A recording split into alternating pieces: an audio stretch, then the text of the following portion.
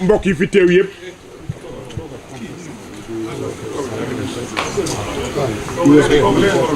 di wax yëkkati kàddu yu gàtt rek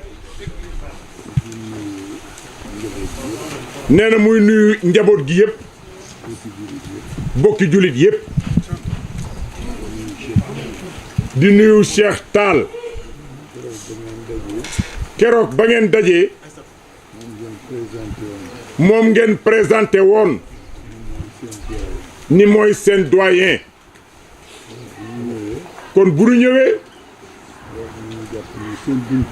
war na noo jàpp ni moom mii Cheikh Tall seen buntu la ñu jaar ci moom nuyu ko ci enseignant yi ak syndicat yi nee na nag nuyu ñuy ñëpp nag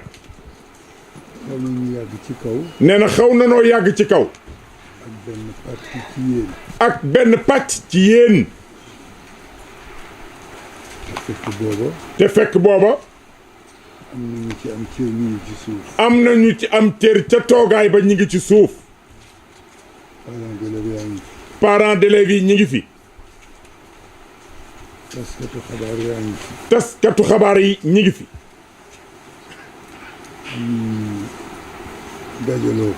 ñu dajaloo foofa waxtaan fa loo xam ni lan fa waxtaane ñoom dañ leen a wuutu waxal leen ci seen tur wane it ni bu ñu amee kàddu di ko wax dogal kat nekkul ci seen loxo ñoom ci yéen ñii leen yabal ci dogal bi ci seen loxo la nekk moo loo xam ne bëgg nañ ci ndax nit dafay am kilifa wala boog mu am wéeruwaay loolu nag muy rôle boo xam ni ñi nekkoon ci suuf mën nañu koo dox waaye nag nii rekk nag la mënoon a nekk ñu di ñu jéggal nag déedéet du tëju wax secret du wax it lu ñuy bañ a génne waaye wax lu ñu yéwénal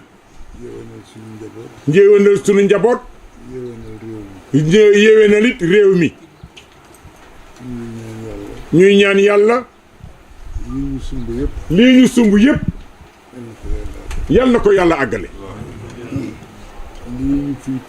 nee na lii ñu fiy tudd di ko tudde problème wala boog ay jafe-jafe te réew mi problème yi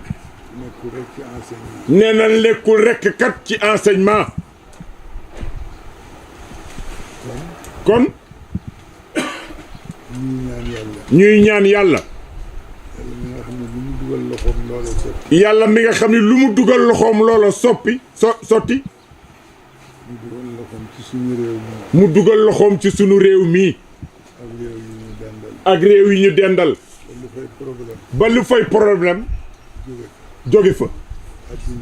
àddina nag amatul fu amul problème nee na loolu la yàlla dogal yàlla xam nag lu mu def ba tax mu wàcce loolu ci sunu kaw waaye ci mbaaxam ci barko yonent bi sallallahu alayhi wa sallam ñu ngi ñaan yàlla teggil nu ko te remplacer ko ak yiw amin nee na mbokk yi jataay bi nag xaw naa yàgg ñu wax nag ni añ yi jot na yóbbu nañ ko ca place ba nuy xéewloo nee na ñu bëgg nag ñépp jóg rek jëm fa nee na sant yàlla nag ci dajaloo waxtaan ni ñu ko mën a interpréter. nee na ni ñu ko mën a interpréter ak yokk nee na ak ay nit bu nu dajee waxtaan weccente xalaat ku ne wax ba feeñ man nga wax ni lonkoo nga ak sa mbokk lonkoo nga ak sa morom bu ëllëgee bu ngeen dajee dara xewul di ngeen di ay mbokk te ay mbokk moom rekk jig réew mi moo nu noppalit nag nanu bokk li nu yàlla boole te rafetal ko yàlla fekk nu ci defal nu ci liñ ci bëgg yépp nee na li ko waroon a sos pare na bu yàgg ñu baax ñi fi yàlla wàcce sant leen lim leen sant ñu defal ko lim ko defal mu gërëm leen ba njort yi rafet loolu ak yokkute la nee na leneen nag du yokkute leneen du yokkute xam-xam mën na bari waaye du yokkute alal mën na bari waaye du yokkute li yokkute mooy am nit ñi am la su ko defee foo yuuxoo alal du ñëw xam-xam du ñëw nit ñey ñëw la gën ci yow ñoo koy def kon yàlla na nu yàlla jàppandalal loolu nee na lii xew ci jamono yàlla na nu dem ba di ko waxtaane wala fàtte ko sax amin yàlla na ko yàlla def mbokk yi fi ñu toogoon ci kaw di waxtaan am na fa ñoo xam ni dem nañ ba seen kanam kat leeratul ndax bëgg a añ kon jóg leen ñu añ ak xalif bi ngeen waxtaan lan la ñu mën a jàpp ci li ngeen tënk ak xalif bi. waaw gise nañu ak xalif général des Tidianes mu doon loo xam ne rafetlu nañ ko mu doon loo xam ne tamit bim ñu ko xalif bi waxee rek dañ daal di daw ñëw Tiwaawoon parce que nag dafa amoon ziyaara bu amoon fii xalif bi déglu ñëpp gis ni war na mun a rencontrer organisation syndicale yi ci situation bii biñ ko rencontrer wax nañ ko situation bi wax nañ ko li nga xam ne nguuru Sénégal wax na ko jàngalekat yi ñu ne ko nag loolu nga xam ne nguur bi yeggee nañ ñu ko c'est important pour ñun tamit ñu yeggee ko suñuy base te ci dynamique boobu la ñu ñaanoon ndax ñu mën a suspendre wala sax ñu dakkal grève bi le temps que yooyu nga xam ne yeggee nañ ko mu mën ko partager aussi ak état au Sénégal mais boobu ñun dañ ko ni woon wax dëgg neex yàlla comme ñun dañ ñu yónni woon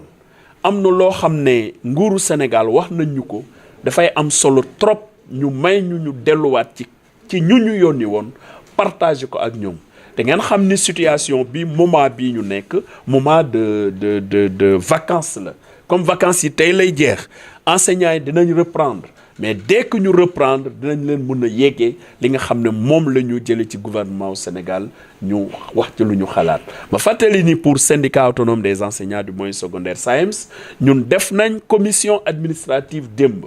rassembler départementaux yëpp ñi nga xam ne ñoo bokk suñu organisation partagé nañu ak ñoom procès verbal bi nga xam ne moo sanctionné sur des travaux avec le gouvernement ñoom tamitam am nañu devoir partager ko en assemblée générale ak suñu militants yi te c'est à partir de ce moment là la ñu mën a wax ban conduite la ñuy am loolu nga xam ne nag dina tukkee ci ndaje yooyu bu soobee yàlla dinañ ñëwaat fii ba ci xalif général bi ne ko ah sëñ bi de suñu base yi lii lañ ñu wax ci loolu nga xam ne moom la gouvernement bi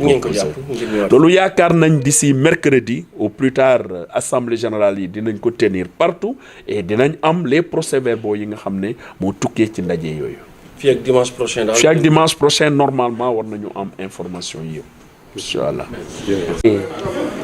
Nous avons répondu promptement à l'appel du Khalife pour cette rencontre-là. Et à l'occasion de la rencontre, bien sûr, nous avons partagé avec lui sur nos préoccupations, ce que le gouvernement a fait et ce que nous attendions de l'État du Sénégal. Le Khalife, bien sûr, nous avait demandé d'aller dans le sens de suspendre ou même de lever le mot d'ordre, le temps de lui permettre d'échanger avec le gouvernement du Sénégal. Nous lui avons dit aussi, avec beaucoup de discipline et de déférence, que ce mot d'ordre-là, il ne nous appartenait pas, nous, à partir d'ici, de le suspendre ou de le lever. Pour la bonne et simple raison que pendant que la rencontre avec le chef de l'État intervenait, pendant que lui-même il souhaitait nous rencontrer, nous n'avions pas encore partagé avec nos bases. Hier, je dois le rappeler pour le compte du SAEMS, nous nous sommes réunis en commission administrative pour partager le procès-verbal qui a sanctionné les travaux avec nos responsables départementaux. C'est à partir des assemblées générales du mercredi prochain